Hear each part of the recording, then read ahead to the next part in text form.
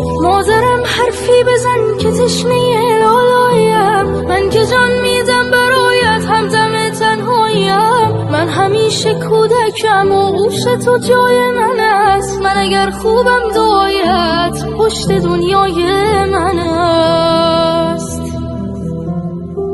بوسه بر دستان گرمت میزنم شاه دلم، با حضورت خانه روشن میشود ماه دلم. هرچه میخواهد دلم پیش تو پیدا میشود، این همه خوبی چجوری در دلت جا میشود.